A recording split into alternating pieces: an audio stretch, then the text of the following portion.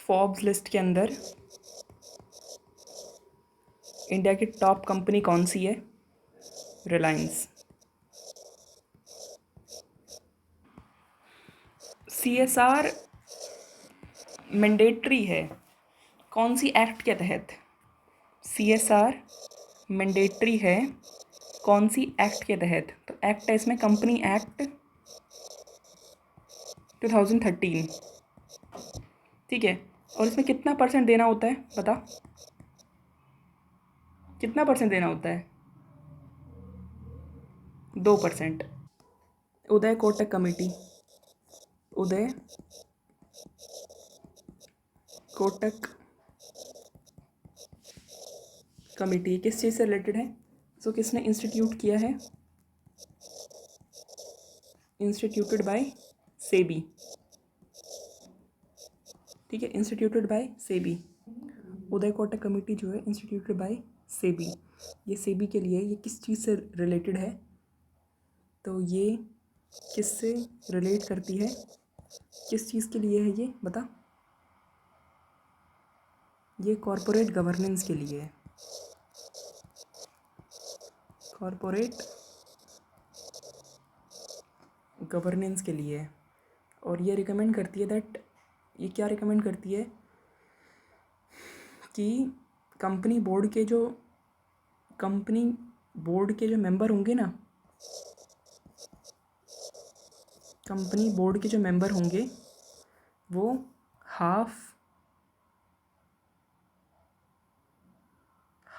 Company board में जो half member होंगे ना, वो क्या होने चाहिए? वो इंडिपेंडेंट डायरेक्टर होने चाहिए, इंडिपेंडेंट डायरेक्टर होने चाहिए, ठीक है। मेन बात ये याद रखनी है प्रीलिम्स के लिए कि उदय कोटक कमेटी किस चीज़ से के लिए है? ये है कॉरपोरेट गवर्नेंस के लिए। उदय कोटक है ना, उदय कोटक कॉरपोरेट गवर्नेंस।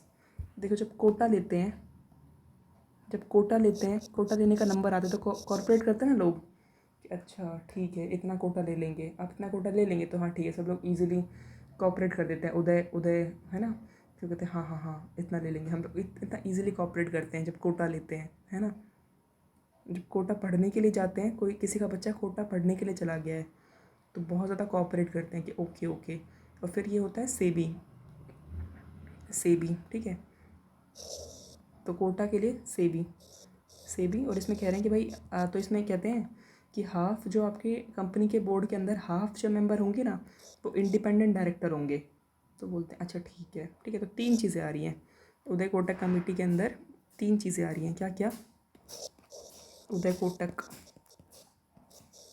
पहला तो ये आ रहा है कि कॉरपोरेट गवर्नेंस से रिलेटेड है, ठीक है। और किसका है? Instituted by SEBI. तीसरा पॉइंट ये है कि हाफ मेंबर जो होंगे वो इससे होंगे इंडिपेंडेंट डायरेक्टर होंगे, ठीक है। Okay. Rubber tired metro, rubber tyre metro कब बनी थी, कहाँ बनी थी पहली? रबड़ के टायर की मेट्रो कहाँ बनी थी? आंसर बता। ये बनी थी नासिक के अंदर, ठीक है, नासिक के अंदर। ये बताना है कि पीपीपी मॉडल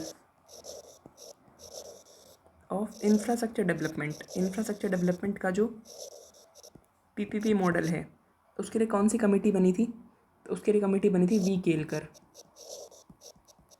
ठीक है, वी केलकर कमेटी बनी थी इसके लिए, व्हील केलकर,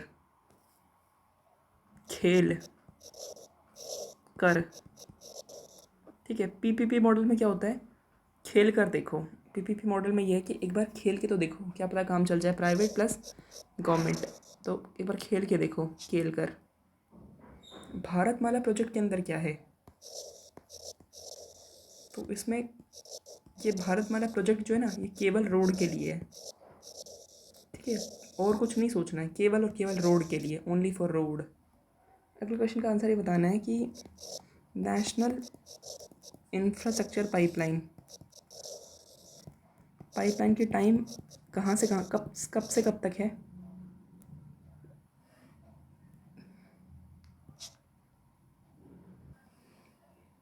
कब से कब तक है नेशनल नेशनल इंफ्रास्ट्रक्चर पाइपलाइन की टाइमिंग कब से कब तक है? 2020 से 25 तक है। सेकंड ये बताना है कि जापान के साथ हम कौन सा कॉरिडोर इस्टेब्लिश कर रहे हैं। जापान के साथ कहाँ पे कॉरिडोर इस्टेब्लिश कर रहे हैं? इकोनॉमिक कॉरिडोर कहाँ पे कर रहे हैं हम लोग? हम कर रहे हैं दिल्ली मुंबई। ठीक है, दिल्ली मुंबई। दीपक पारिक कमेटी। जब दीपक जो है वो पारिक हो जाए, दीपक पारिक मतलब दीपक अब बुझ गया है, अब चलो यहाँ से। तो ये इसके लिए क्या करना चाहिए? इसके लिए हम लोग क्या करेंगे? ये रिड्यूस फिस्कल डेफिसिट के लिए है, रिड्यूस फिस्कल डेफिसिट।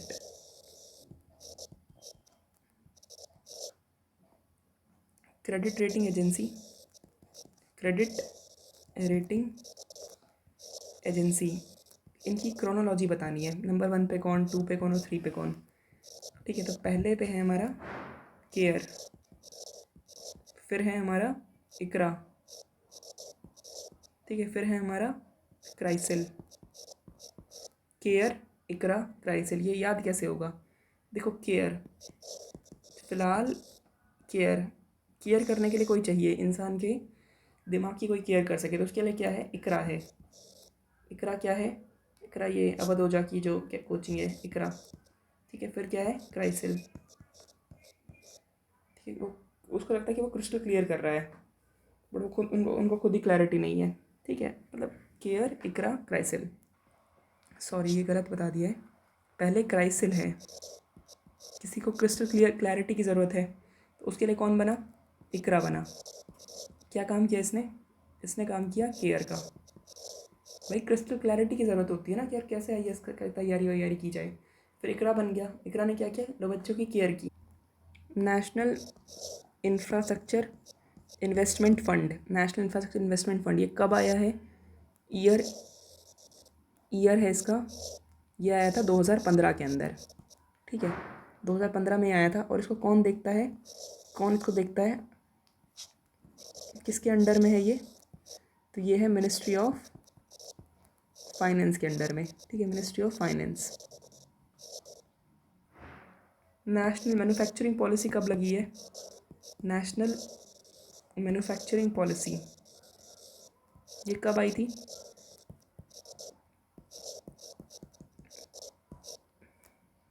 ये आई थी 2011 के अंदर। मैन्युफैक्चरिंग में करते क्या है? मैन्युफैक्चरिंग में एक और एक, दो धागों को मिला के एक कपड़ा बना देते हैं, दो चीज़ों को बना के एक मेटल बना देते हैं। मैन्युफैक्चरिंग के अंदर होता क्या है? 1 और 1 11, 2011 के अंदर, 2011। सबसे पहले CSIR कहाँ आया था? अमेरिका के अंदर, याद रखना है ये। ठीक है, CSR जो है सबसे पहले कहाँ आया है? अमेरिका। ठीक है, अमेरिका। इसका मेन टारगेट क्या था? कि 100 million job,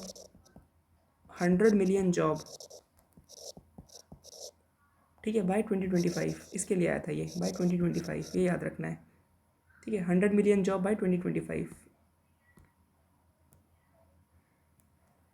100 million job by 2025। India का first national investment and manufacturing zone ये कहाँ बना था? नेशनल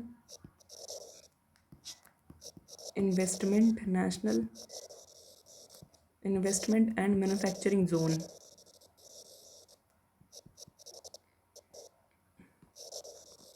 इंडिया का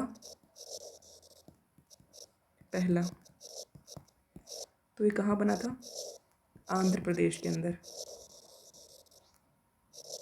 ठीक है, कहाँ बना था ये? Andhra Pradesh. Make in India कब शुरू किया गया था? मेक इन इंडिया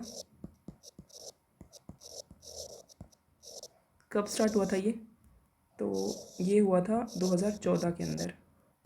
इसका लोगो क्या था? लोगो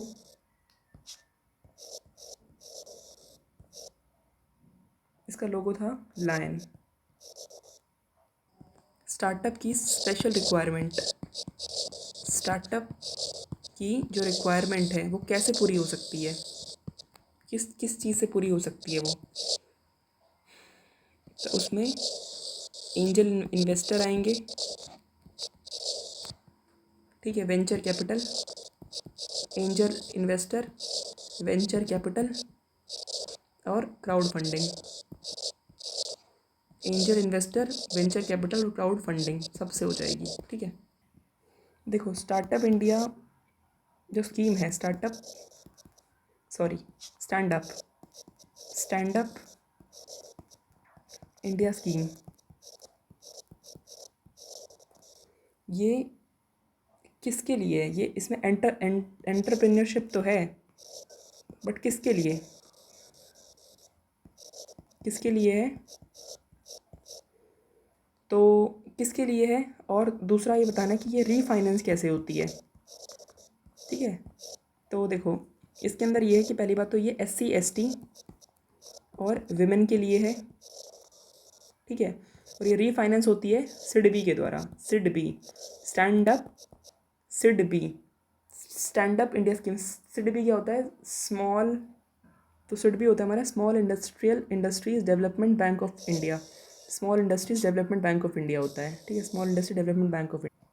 तो सिडबी और नाबार्ड के थ्रू होता है, सिडबी और नाबार्ड के थ्रू, ठीक है। और इसमें कितने पैसे दिए जाते हैं?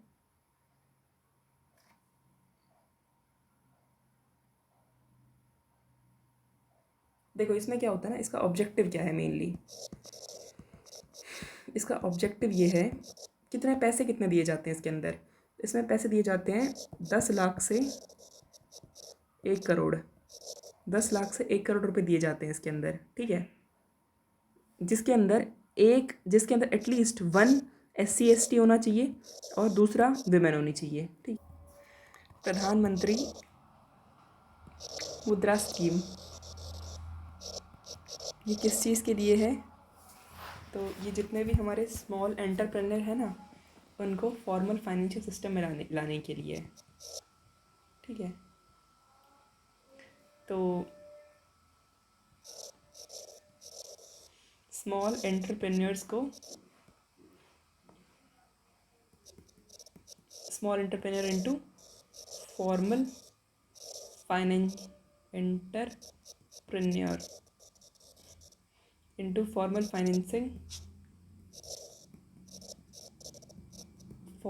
Financial system. इसमें शिशु को कितना दिया जाता है, किशोर को और तरुण को, ठीक है। तो शिशु को इसमें दिया जाता है अप टू 50,000, किशोर को दिया जाता है अप टू 5 लाख, तरुण को दिया जाता है up to 10 lakh,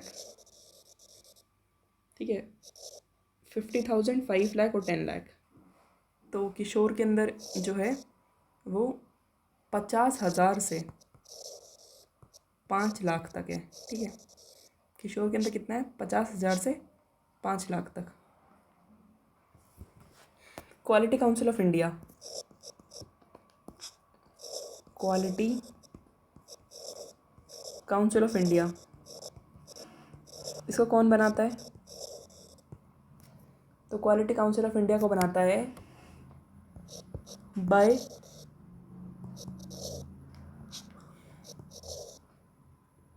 government of India and Indian industry, government of India plus Indian industry, ठीक है। और इसके चेयरमैन किसने अपॉइंट किए हैं? इसके चेयरमैन अपॉइंट कौन करते हैं? PM, ठीक है। चेयरमैन अपॉइंट बाय प्रधानमंत्री, PM इसको चेयरमैन अपॉइंट करते हैं। देखो सिंपल सी बात है, ये क्वालिटी काउंसिल ऑफ इंडिया किसके अंदर काम आती है? गवर्नमेंट ऑफ इंडिया है, इंडियन इंडस्ट्री के लिए कर रही है, ठीक है। लेकिन इसका चेयरमैन अपॉइंट करे, मतलब इतनी बड़ी चीज़ है ये, जिसके चेयरमैन को PM अपॉइंट कर रहे हैं, काफ़ी बड़ी चीज़ है। फिर तो क्वालिटी की बात है ना, हर चीज़ की क्वालिटी की बात है। तो पीएम क्वालिटी नहीं देखेगा तो कौन देखेगा फिर? देखो इनकी इनकी ईयर मतलब इनका वो बताना है, इनका ईयर देख लेते हैं हम एक बार, ठीक है। तो सबसे पहले हमारा आया है minimum wages act. Minimum wages act, minimum wage act कब आया है? 1948 में। जैसे ही देश आज़ाद हुआ है ना, देश आज़ाद होते के साथ ही बोल रहे हैं कि यार मिनिमम वेज कुछ मिनिमम वेज देनी पड़ेगी, ऐसे काम नहीं चलेगा, ठीक है। तो देश आज़ाद होते ही क्या बोल रहे हैं कि मिनिमम वेज कुछ देनी पड़ेगी, ठीक है। उसके बाद है IRDA, Indian industry development regulation act, है ना, इंडस्ट्री डेवलपमेंट रेगुलेशन एक्ट। तो ये कब कहा गया है? ये कहा गया 1951 के अंदर। इंडस्ट्री डेवलपमेंट रेगुलेशन एक्ट, ये कहा गया 1951 के अंदर। Minimum wages act 1948, industry development regulation act 1951, ठीक है। फेरा, अब MRTP कब आया हमारा? तो ये आया 1969 के अंदर। उसके बाद फिर हमारा फेरा, तो फेरा सबसे नया है हमारा। ये हेरा फेरी तो अभी शुरू होने लगी है 1973 से, ठीक है। तो मिनिमम वेजेस एक्ट हमारी आई है 1948 के अंदर। मिनिमम वेजेस एक्ट सबसे पहली है, ये क्रोनोलॉजी में पूछी हुई थी लेकिन मैंने थोड़ा वैसे याद कर लिया है, ठीक है। मिनिमम वेज एक्ट कब आई है हमारी? 1948 के अंदर। उसके बाद हमारा क्या आया है? Industrial development regulating authority. उसके बाद फिर हमारी MRTP है, और फेरा हमारी सबसे नई है। हेरा फेरी तो लास्ट में शुरू हुई है, 1973 में शुरू हुई है ये, ठीक है। तो मिनिमम वेजेस एक्ट हमारी है 1948। फिर हमारी है industrial development regulation act, MRTP है, फिर हमारा है फेरा। देखो पास्ट ईयर में क्या हुआ है ना, पास्ट ईयर में क्या हुआ है? बहुत सारा मर्जर एंड एक्विजिशन हुआ है, बहुत सारा मर्जर एंड एक्विजिशन हुआ है। कारण क्या है इसका? इसका कारण ये था कि कंसिडरेबल डाइल्यूशन इन MRTP एक्ट प्रोविजन। क्या था? डाइल्यूशन इन MRTP प्रोविजन, ठीक है। डाइल्यूशन इन MRTP प्रोविजन। देखो अब है trade dispute act. Trade dispute act जो कि 1929 के अंदर आया था, 1929 के अंदर आया था। इसका कारण क्या था? इसमें system of tribunal and ban on strike की बात की है। System of tribunal and ban on strike की बात की है इसमें। System of tribunal and ban on strike की बात की है इसके अंदर, ठीक है। देखो अगर फिक्स्ड टर्म एम्प्लॉयमेंट दे दी है, ठीक है, इंडस्ट्रियल एम्प्लॉयमेंट के कुछ अमेंडमेंट रूल्स की बात कर रहे हैं। इंडस्ट्रियल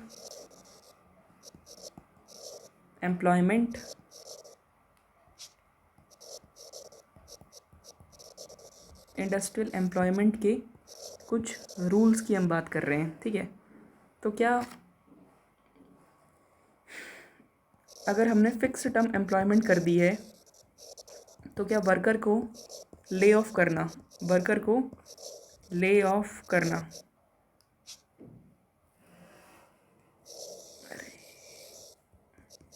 तो वर्कर को ले ऑफ करना इजी हो जाएगा? क्या इजी हो जाएगा? हाँ, क्योंकि फिर ज़्यादा हंगामा नहीं होगा ना कि अरे मुझे क्यों छोड़ रहे हो, मुझे क्यों। जैसे आपका फिक्स टाइम ख़त्म हो, चलो निकलो यहाँ से, ऐसे, ठीक है। और क्या ये करने के बाद जो टेम्प्रेरी वाले हैं उनको हमें नोटिस ऑफ टर्मिनेशन नहीं देना पड़ेगा। No notice of termination, no notice of termination to temporary workman, no notice of termination to temporary workman. क्या ये भी सही हो जाएगा? फिक्स एम्प्लॉयमेंट में फिक्स टर्म होगा तो चलो ठीक है, ले ऑफ करना ईजी हो जाएगा। और टेम्परेरी वर्कर जो होंगे ना उसको उसको ये भी नहीं देना है, ठीक है, तो ये भी सही है। फैक्ट्री एक्ट आई थी 1881 के अंदर, ठीक है, फैक्ट्री एक्ट जो हमारी आई थी 1881 के अंदर, तो क्या ये इंडस्ट्रियल वर्कर की वेजेस को फिक्स करने के लिए आया था? क्या ये वेज फिक्स करने के लिए आया था? ठीक है, तो ऐसा नहीं है, नो। इसका काम था इम्प्रूव करना, इसका काम था टू इम्प्रूव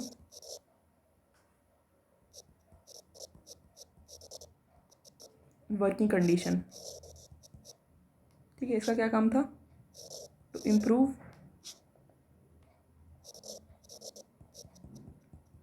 वर्किंग कंडीशन, इसका काम था टू इम्प्रूव वर्किंग कंडीशन, ठीक है, जैसे कि मतलब 12 घंटे काम नहीं करवाना इस तरीके से, और 7 साल से नीचे के बच्चों को काम नहीं करवाना। तो ये फैक्ट्री एक्ट जो है ना, ये जो अभी ये जो आई है हमारी इंडस्ट्रियल एम्प्लॉयमेंट रूल्स, तो ये तो है वर्कर को निकालने के लिए और नो नोटिस ऑफ टर्मिनेशन, इन सब चीज़ों के लिए।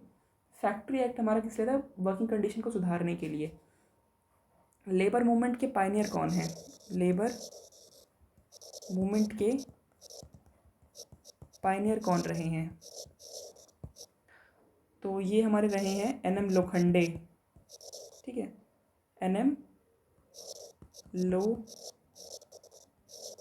ये पायनियर रहे हैं। कोड ऑफ वेजेस 2019 के अंदर, क्या इसके अंदर कॉन्ट्रैक्ट लेबर की बात है? कॉन्ट्रैक्ट लेबर, इसके अंदर क्या कॉन्ट्रैक्ट लेबर की बात की गई है? तो इसमें कॉन्ट्रैक्ट लेबर की बात नहीं है, ठीक है। तो कौन कौन से हैं इसके अंदर? इसके अंदर 4 हैं, ठीक है, 4 को इसने रिपील कर दिया है, रिप्लेस कर दिया है। एक तो है पेमेंट ऑफ वेजेस, वेजेस की पेमेंट। दूसरा payment of bonus,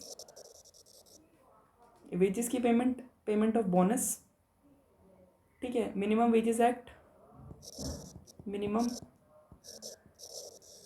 wages act, और है इक्वल रिम्यूनरेशन, ठीक है, इक्वल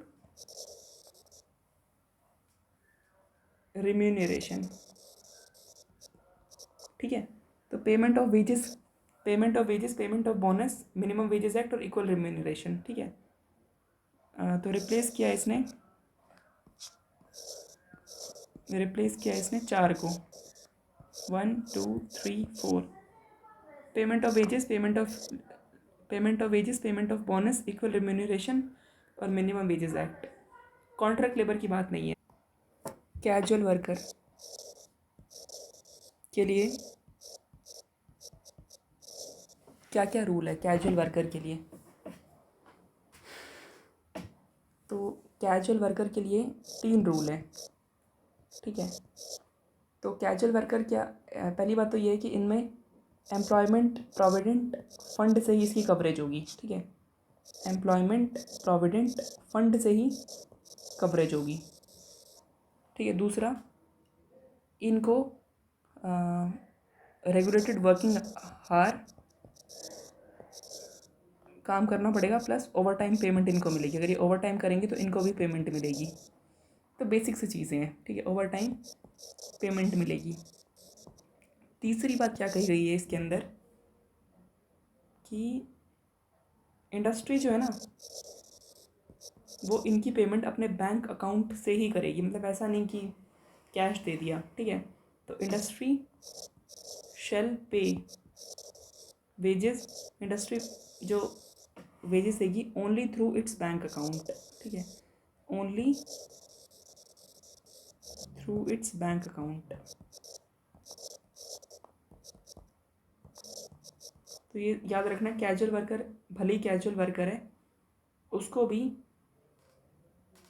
वर्किंग आवर की कवरेज मिलेगी, ओवर टाइम पेमेंट की बात है, और एम्प्लॉयमेंट प्रोविडेंट कवरेज की कवरेज मिलेगा, वर्किंग आवर है, ओवर टाइम पेमेंट है, और इंडस्ट्री जो पे करेगी वो वेजेस से ही करेगी थ्रू इट्स बैंक अकाउंट। देखो, इंक्रीज इन इंडस्ट्रियल प्रोडक्शन, ये कब देखने को मिला था? इंडस्ट्रियल प्रोडक्शन कौन से उसमें कब इंक्रीज़ होने लग गया था ये? तो ये इंक्रीज़ होने लग गया था 1999 से 2000 तक, ठीक है। और ऐसा क्यों हुआ था, क्या कारण है इसके पीछे? इसमें स्टेबल एक्सचेंज रेट, इसमें स्टेबल एक्सचेंज रेट हो गया था एक तो, मतलब 1999 2000 में आप लोग इजीली एक्सचेंज कर सकते हैं, ये कारण था। दूसरा, बिजनेस सेंटिमेंट इम्प्रूव हो गया था, बिजनेस सेंटिमेंट लोगों का काफ़ी इम्प्रूव हो रहा था, क्योंकि वही है ना कि जब सामने से स्टेबल एक्सचेंज हो रहा है, आगे से डॉलर में हमारा रुपीज़ स्टेबली एक्सचेंज हो रहा है, और तो फिर बिजनेस सेंटिमेंट लोगों के अंदर बनता ही है, तो ये कारण है stable exchange rate and business sentiment develop हो रहा था। 1999 से 2000 तक इंडस्ट्रियल प्रोडक्शन के अंदर इंक्रीज देखने को मिला। इंडेक्स ऑफ इंडस्ट्रियल प्रोडक्शन कौन निकालता है? इंडेक्स ऑफ इंडस्ट्रियल प्रोडक्शन, तो इंडेक्स ऑफ इंडस्ट्रियल प्रोडक्शन जो है ना, ये शॉर्ट टर्म चेंजेस देखता है, ठीक है, और इसको निकालता है एनएसओ, ठीक है। कौन निकालता है इसको? इसको निकालता है एनएसओ, मंथली बेसिस पे निकालता है, ठीक है। और इसके अंदर कौन कौन से वो हैं, चीज़ें क्या क्या हैं इसके अंदर, सेक्टर्स कौन कौन से हैं?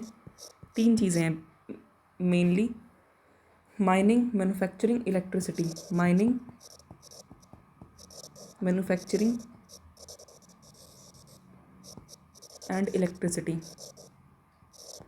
ये याद रखना है, 3 चीज़ें हैं इसके अंदर, ठीक है। माइनिंग, मैन्युफैक्चरिंग और इलेक्ट्रिसिटी, ठीक है। क्या इसके अंदर कंस्ट्रक्शन है? कंस्ट्रक्शन नहीं है इसके अंदर, माइनिंग है, मैन्युफैक्चरिंग है, इलेक्ट्रिसिटी है। इसका बेस ईयर क्या है? वही है 11-12 है। तो माइनिंग, मैन्युफैक्चरिंग, इलेक्ट्रिसिटी है इसके अंदर, माइनिंग, मैन्युफैक्चरिंग, इलेक्ट्रिसिटी। देखो 8 कोर इंडस्ट्रीज़ के अंदर क्या होता है कि इसके अंदर ना पहली बात तो 40% इसका वो है, ये याद रखना है। इसके अंदर जो सबसे ज़्यादा होता है वो है रिफाइनरी, एक मिनट, सबसे ज़्यादा इसके अंदर होता है रिफाइनरी, इलेक्ट्रिसिटी, स्टील, कोल और क्रूड ऑयल। रेस्को याद रहेगा ना, रेस्को से क्या हो जाएगा, ये है हमारा कोल, है ना। तो रिफाइनरी, इलेक्ट्रिसिटी, स्टील, कोल, फिर हमारा क्रूड ऑयल है, नेचुरल गैस है, कोयला सबसे ज़्यादा होगा ना यार। देखो रिफाइनरी ठीक है, रिफाइनरी अब देखो एक रिफाइनरी किस किसका होगा, इसका भी होगा, इसका भी होगा, इसका भी होगा, इन सब और इसका भी, इन सब का तो रिफाइनरी होगा, तो रिफाइनरी सबसे ज़्यादा होता है हमारे यहाँ पे। फिर रिफाइनरी करने के लिए हमें, रिफाइनरी तो हो रहा है बट उसके साथ साथ क्या चीज़ और लग रही है, उसके साथ साथ इलेक्ट्रिसिटी लग रही है, ठीक है, इलेक्ट्रिसिटी लग रही है, फिर उससे स्टील बन रहा है ना। और फिर उसके बाद लास्ट में क्या हमारा, crude oil, natural gas, cement और फर्टिलाइज़र।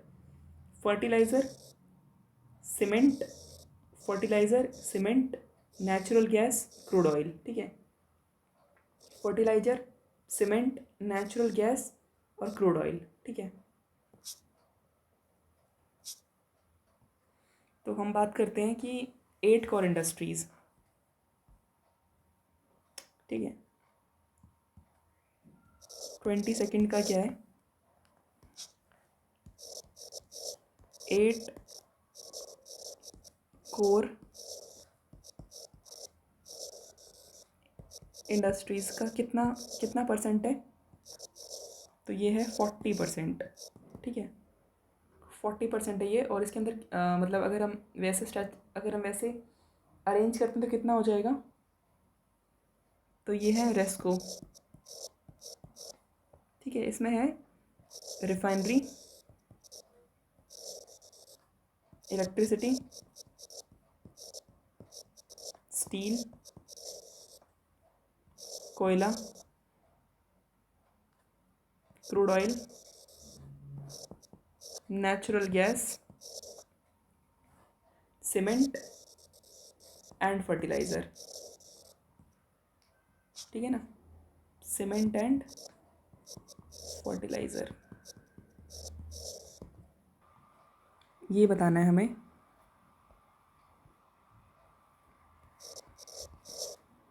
कोल सेक्टर नेशनलाइज किसके अंडर में नेशनलाइज हुआ था ये? तो ये हुआ था इंदिरा गांधी के अंडर में। किसके अंदर में हुआ था ये? इंदिरा गांधी के अंदर में ये नेशनलाइज हुआ था, ठीक है। और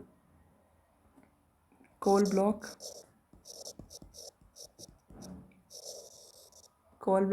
एलोकेटेड किस बेस पे कोल ब्लॉक एलोकेट किए जाते हैं? तो ये किए जाते हैं पब्लिक ऑक्शन के रूप में, ठीक है। पब्लिक ऑक्शन के ऊपर ये एलोकेट किए जाते हैं, ठीक है। और अभी भी इंडिया सेल्फ सफिशिएंट नहीं है क्या? इंडिया अभी कोल के अंदर सेल्फ सफिशिएंट हो गया है? तो नहीं हुआ है, ठीक है। मैन्युफैक्चरिंग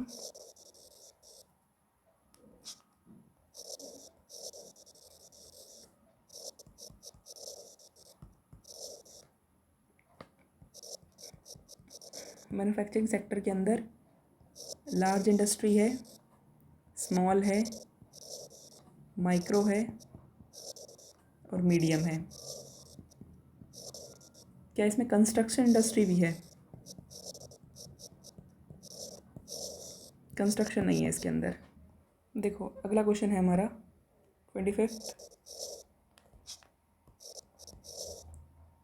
में ये है कि इसमें हमें micro small and medium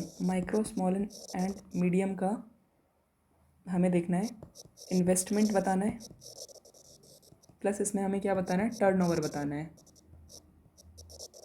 investment plus turnover बताना है, ठीक है। तो माइक्रो के अंदर इन्वेस्टमेंट कितनी होती है? 1 करोड़, फिर टर्नओवर हो जाएगा 5 करोड़, इंटू 5 करते चलना है। स्मॉल में कितना हो जाएगा? 5 करोड़, और इसका इंटू 5, सॉरी, इसमें हो जाएगा 10 करोड़, फिर इसमें कितना हो जाएगा? 50 करोड़, ठीक है। अगले में कितना हो जाएगा? 50 करोड़ इंटू 250 करोड़, ठीक है। तो 1, 10, 50 ये याद रखना है। इन्वेस्टमेंट कितनी है? 1, 10 और 50, 1, 10, 50। ये जो MSME एक्ट ये कब पास हुआ था? ये 2006 में पास हुआ था, ठीक है। 1 करोड़ से 1 करोड़, 10 करोड़, 1 करोड़, 10 करोड़, 50 करोड़, फिर इन्वेस्टमेंट कितनी हो जाएगी इसकी? 5 करोड़, 50 करोड़ और 250 करोड़।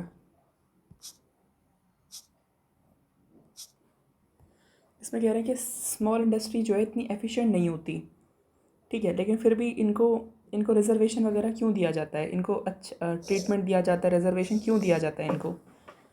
तो पहली बात तो ये है कि क्या ये हाई एम्प्लॉयमेंट देती है? हाँ, स्मॉल इंडस्ट्री जो है हाई एम्प्लॉयमेंट देती है, क्योंकि हमारी दूसरा ये रीजनल डिस्पैरिजन करती है, ठीक है। तो ये दो तो ठीक हैं इसमें, लेकिन क्या ये एक्सपोर्ट के अंदर ज़्यादा बेटर है? एक्सपोर्ट के अंदर बेटर नहीं है ये, ठीक है।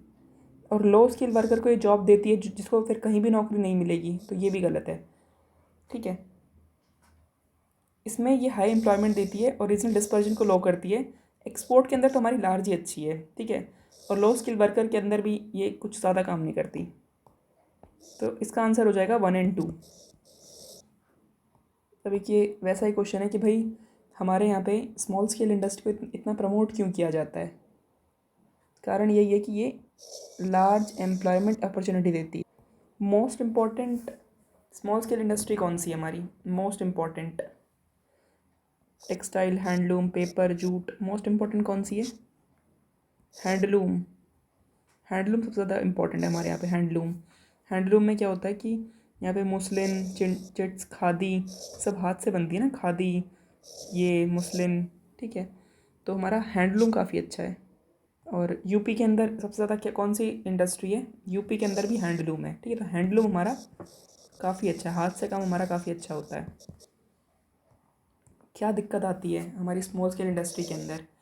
क्या लैक ऑफ कैपिटल है, लैक ऑफ मार्केटिंग एक्सपीरियंस है और लैक ऑफ रॉ मटेरियल। तो तीनों ही कारण है ये, ऑल ऑफ द अबव, ठीक है। लैक ऑफ कैपिटल भी है, मार्केटिंग एक्सपीरियंस भी कम है इनके पास, स्मॉल स्केल इंडस्ट्रीज़ के पास। एक तो कैपिटल की कमी है, एक इनके पास मार्केटिंग एक्सपीरियंस कम होता है, और एक इनके पास ये भी ठीक है कि रॉ मटेरियल कम होता है। स्मॉल स्केल इंडस्ट्री में क्या क्या कमी नहीं है? तो हमने भी देखा, लैक ऑफ कैपिटल देखी हमने, फाइनेंस में आ जाएगी। मार्केटिंग एक्सपीरियंस है नहीं इनके पास, रॉ मटेरियल की कमी है इनके पास। तो इसमें स्ट्राइक्स एंड लॉकआउट्स नहीं होते हैं इसमें, ठीक है। स्ट्राइक्स एंड लॉकआउट इसमें नहीं होते हैं। देखो कैसे क्वेश्चन, देखो कैसे रिपीट हो रहा है। ये आया था 1991 में क्वेश्चन है, सेम क्वेश्चन फिर उसको घुमा के 2008 में पूछ दिया है, सेम। सिडबी का हेड ऑफिस कहाँ पे है? पता नहीं। सिडबी का है लखनऊ के अंदर। सिडबी का कहाँ है? लखनऊ के अंदर है। स्मॉल स्केल इंडस्ट्री के लिए ना चार इंडस्ट्री बहुत इंपॉर्टेंट है। ये जो लिखा हुआ है ये सारी की सारी किस चीज़ के लिए? स्मॉल स्केल सेक्टर के लिए, स्मॉल स्केल सेक्टर के लिए, ठीक है। स्मॉल स्केल सेक्टर के लिए है ये। तो इसमें क्या है कि सबसे पहले हमारी आई है नायक, ठीक है। फिर हमारी आई है अबीद हुसैन,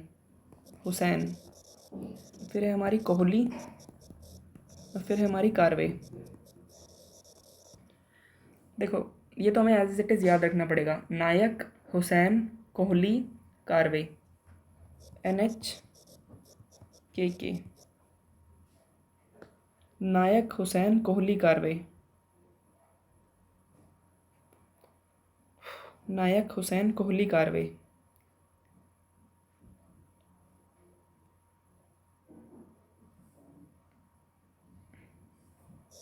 देखो नायक जो होता है ना, वो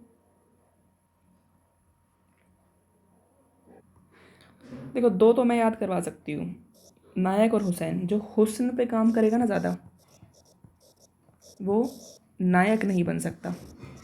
मतलब नायक बनेगा तो छोटे लेवल का नायक बनेगा, छोटी मोटी फैक्ट्री वैक्ट्री खोलेगा, ज़्यादा कुछ नहीं कर पाएगा। जिसका फोकस हुस्न के ऊपर रहेगा वो छोटी मोटी चीज़ों का नायक बनेगा, ठीक है। और ये कोहली है, कोहली को हम कैसे याद करेंगे कि भाई ये बहुत ही छोटे लेवल का काम करता है। देखो इंसान के जीवन में मेन काम वो करना चाहिए जिससे सामने वाले की काफ़ी करोड़ों लोगों की ज़िंदगी बदले, ठीक है। अभी कोहली खेल रहा है, ये असल में ज़िंदगी बर्बाद करता है कहीं ना कहीं। वहाँ बस खुशी का मौका चाहिए, हाँ बहुत मज़ा आ रहा है, बस उससे ज़्यादा क्या है? क्या कोई कंट्रीब्यूशन है किसी की लाइफ के अंदर? कोई कंट्रीब्यूशन नहीं है। कारवे एक तरीके से सिर्फ एंटरटेनमेंट का पार्ट है। इंसान इतनी बड़ी ज़िंदगी है उसमें इतना सा हिस्सा भी नहीं, इतना हिस्सा है, बस इतना हिस्सा, ठीक है। और वो भी टाइम वेस्ट करवाता है उसके अंदर ये बैठा के। कारवे कारवे तो कारवे में कहते हैं कि अब इनका रवैया कैसा होगा, कैसे बात करेंगे? क्या बे छोटी है ना, तो कैसे बात करेंगे? क्या बे ऐसे बात करेंगे, ठीक है। तो हुसैन नायक, हुसैन, कोहली और कारवे। अब ये जो है ये स्मॉल स्केल इंडस्ट्री की तो बात है, बट इसमें रिजर्वेशन अबॉलिश करने की बात किसने की थी? क्वेश्चन ये पूछ रहा है कि रिजर्वेशन अबॉलिश करने की बात किसने की है। देखो रिजर्वेशन लगता किसके ऊपर है? पर्टिकुलरली हुस्न के ऊपर लगता है रिजर्वेशन, है ना। तो यही होगा, देखो उसमें लिखा भी हुआ है बिड हुसैन, है ना। तो रिजर्वेशन बिड हुसैन। ये देखो ध्यान से देखना ये चीज़ें कि हुआ क्या है। एक मिनट, देखो ये ध्यान से देखना। अबिद हुसैन ने जो कहा है ना, इसने कहा था कि आप टोटल अबॉलिशन कर दो, इनमें कोई भी रिजर्वेशन मत दो। कि आप मेरे हिसाब से ऐसे होता होगा कि आप पर्टिकुलर यही आइटम बना सकते हो, इस तरीके से कुछ रिजर्वेशन का नियम होगा। इसको पूरा पूरा हटा दिया गया है। और इस कमेटी को, हुसैन वाली कमेटी, क्योंकि ये हुसैन वाली कमेटी को ना, हुस्न वाली कमेटी को माइलस्टोन बना गया है, ठीक है। क्योंकि इसने रिजर्वेशन को टोटल अबॉलिश करने की बात की है। ये हुस्न है, कहता है कि यार हुस्न पे बिड मत लगाओ, आप आत्मा पे बिड लगाओ, है ना। तो total abolition of reservation items in for the small scale industries, और ये माइलस्टोन रहा है इकोनॉमिक रिफॉर्म के। ये जो है ना, ये स्मॉल स्केल इंडस्ट्री, ये कितना कंट्रीब्यूशन देती है, कितना कंट्रीब्यूशन देती है स्मॉल स्केल इंडस्ट्री? सिर्फ 33% दे रही है, ओनली 33%। ठीक है। कोऑपरेटिव सेक्टर के अंदर कौन से सेक्टर की ज़्यादा ग्रोथ रही है कोऑपरेटिव सेक्टर के अंदर? ठीक है, तो कोऑपरेटिव यूनिट के अंदर अगर हम देखते हैं तो एक कॉटन टेक्सटाइल की रही है, कॉटन टेक्सटाइल। ठीक है। Maximum number of worker are employed in, किस में है मैक्सिमम नंबर ऑफ वर्कर? तो ये है टेक्सटाइल के अंदर। ओके, हमारे यहाँ पे टेक्सटाइल के अंदर हैंडलूम सबसे ज़्यादा है, तो ये कॉटन टेक्सटाइल की काफ़ी अच्छी बातें होती हैं। ठीक है, फिर ये है maximum number of worker are employed in textile. ठीक है। Which of the following industry provide the maximum employment in India? वही टेक्सटाइल होगा, ई। Which Indian state has the largest number of cotton textile? किसके पास है, किसके पास होगा भाई? ई, दो के पास है। किस किसके पास? तमिलनाडु, महाराष्ट्र। ओके।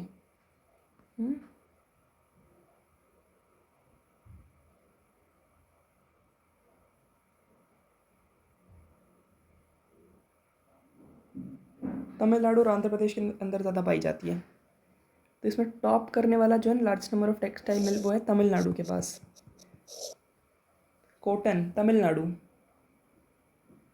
ध्यान रखना है। कॉटन कहाँ पे है? तमिलनाडु, तमिलनाडु, तमिलनाडु, देन मध्य प्रदेश, महाराष्ट्र। बहुत ही अर्जेंट बात है। तमिलनाडु और महाराष्ट्र के अंदर कॉटन सबसे ज़्यादा कहाँ है? तमिलनाडु और महाराष्ट्र। ठीक है। Highest production of mill made cotton cloth कहाँ से आता है? मिल मेड कॉटन क्लोथ, तो ये आता है गुजरात से। ओल्डेस्ट लार्ज स्केल इंडस्ट्री किसकी रही है? कॉटन टेक्सटाइल की। फर्स्ट इंडस्ट्री किसकी रही है? कॉटेज। ठीक है। Which of the following industries are regarded as the most basic of our modern civilisation? कौन सा रहा है? Iron and steel. ठीक है, iron and steel. Modern civilisation का बेसिस क्या रहा है? Iron and steel. ठीक है। नेपानगर, नेपानगर किस चीज़ के लिए? न्यूज़पेपर के लिए होगा। हाँ, newspaper. Hazira factory Hazira fertiliser factory, ये किस चीज़ के ऊपर बेस्ड है? कोयला होगा? नहीं, नेचुरल गैस। हज़ीरा, हज़ीरा जो है वो कोयला के लिए, हज़ीरा नेचुरल गैस के लिए। Hazira, Hazira natural gas. ठीक है। ठीक है, देखो नेचुरल गैस सबके अंदर हाजिर है। फाट, तो नेचुरल गैस जो है ना वो सबके अंदर हाजिर है। ठीक है। तो विच of the following is not correct about fertiliser industry of India? कौन सा गलत पूछ रखा है? तो मेरे हिसाब से इसको पढ़ना एक बार। क्या, मेरे हिसाब से सी होना चाहिए। हाँ, सी है। इसमें कह रहे हैं कि क्या इंडिया केमिकल फर्टिलाइज़र के अंदर सेल्फ रिलायंट है? तो ऐसा तो नहीं है। 92 का आंसर बताओ। इनमें से पेपर मैन्युफैक्चरिंग इंडस्ट्री के लिए कौन सा फेमस है? पेपर मैन्युफैक्चरिंग इंडस्ट्री के लिए कौन सा फेमस है? यमुनानगर, गुवाहाटी, बलारपुर देखते हैं। इसमें यमुनानगर हरियाणा है, गुवाहाटी है और बलारपुर है, शाहबाद नहीं है। ठीक है। तो पेपर के अंदर हमारे यमुनानगर में, हरियाणा के यमुनानगर में पेपर इंडस्ट्री बनती है। ओके, यमुनानगर, हमारे हरियाणा के यमुनानगर में पेपर इंडस्ट्री बनती है। ठीक है। गुवाहाटी में बनती है और बलारपुर महाराष्ट्र में बनती है। ठीक है। तो ये याद रखना, यमुनानगर, गुवाहाटी और बलारपुर। यमुनानगर, गुवाहाटी, बलारपुर। शाहाबाद के अंदर नहीं बनती। यमुनानगर, गुवाहाटी, बलारपुर यहाँ बनती। कह रहे हैं कि हमारे यहाँ पे ना काफ़ी अच्छा नेचुरल गैस का रिज़र्व है। ठीक है, हमारे यहाँ पे काफ़ी अच्छा नेचुरल गैस का रिज़र्व है, ये कह रहे हैं। लेकिन हम लोग फिर भी, हमारा वास्ट प्रोडक्शन किस चीज़ के अंदर जा रहा है? तो हमारा पता है किस में जा रहा है? फर्टिलाइज़र में जा रहा है हमारा ज़्यादातर। ठीक है। ठीक है। तो good reserve of natural good reserve of natural gas in India remain under unutilise. Vast resource जो है वो जा रहा है हमारा फर्टिलाइज़र के अंदर। ONGC कब सेटअप हुआ है? ONGC सेटअप हुआ है हमारा 1956 के अंदर, 1956 में ONGC 1956 के अंदर आया है ये हमारा, ठीक है। Oil is an enterprise involve in oil refining होगा, क्या है, oil exploration, okay okay okay. OIL जो है ना वो हमारा ऑयल इंडिया लिमिटेड, ये हमारा ऑयल एक्सप्लोरेशन के लिए है, एक्सप्लोरेशन के लिए है, ठीक है। ये बताना है लार्जेस्ट ट्रेडिंग गवर्नमेंट कंपनी कौन सी है? ये है mineral and metal trading corporation, mineral and metal trading corporation, ठीक है, mineral and metal trading corporation. Public sector का क्या काम होता है? पब्लिक सेक्टर का क्या काम होता है? पब्लिक यूटिलिटी प्रोवाइड करना, ठीक है, सोशल इकोनॉमिक कैपिटल के लिए काम करना, रीजनल ग्रोथ करना और इगैलिटेरियन गोल रखना। क्या ये भी काम है? हाँ, ये भी काम है। तो इगैलिटेरियन गोल रखना, ठीक है। क्या क्या काम होता है? इगैलिटेरियन गोल रखना भी काम है इसका। पब्लिक यूटिलिटी रिसोर्सेज को प्रोवाइड करना, social economic overhead capital, balance regional and sectoral growth and egalitarian goal को परस्यू करना, ठीक है। देखो एक बात याद रखनी है कि यहाँ पे पब्लिक सेक्टर के अंदर क्या सारी की सारी इंडस्ट्री प्रॉफिट ओरिएंटेड है? ऐसा तो नहीं है। और जॉब क्या सिक्योर रहती है यहाँ पे? जॉब सिक्योर रहती है, ठीक है, जॉब सिक्योर है, बट सारी की सारी इंडस्ट्री प्रॉफिट ओरिएंटेड नहीं है। देखो ये इम्पॉर्टेंट है कि इसमें mineral and metal trading corporation in India, ये सबसे largest non oil importer country है, largest non oil importer of the country है, ये याद रखना है। लार्जेस्ट क्या है ये? Non oil importer, largest non oil importer है ये, ठीक है। ये प्रोजेक्ट एंड इक्विपमेंट कॉरपोरेशन, ये किसके अंदर आती है? ये मिनिस्ट्री ऑफ इंडस्ट्री के अंदर आती है, प्रोजेक्ट एंड इक्विपमेंट कॉरपोरेशन, ठीक है। याद रखना है mineral and metal trading corporation, ये लार्जेस्ट नॉन ऑयल इम्पोर्टर है, ठीक है। Metal and mineral and metal trading corporation, mineral and metal trading corporation, ये largest non oil importer of the country है, ठीक है। ये मिनिस्ट्री ऑफ इंडस्ट्री के अंदर आती है, ठीक है। Metal, mineral and metal trading,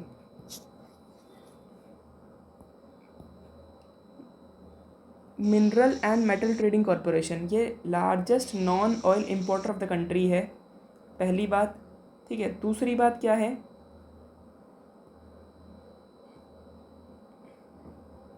दूसरी बात ये है कि ये जो है ना, ये project and equipment corporation, project and equipment, ये मिनिस्ट्री ऑफ इंडस्ट्री के अंदर आता है, ठीक है।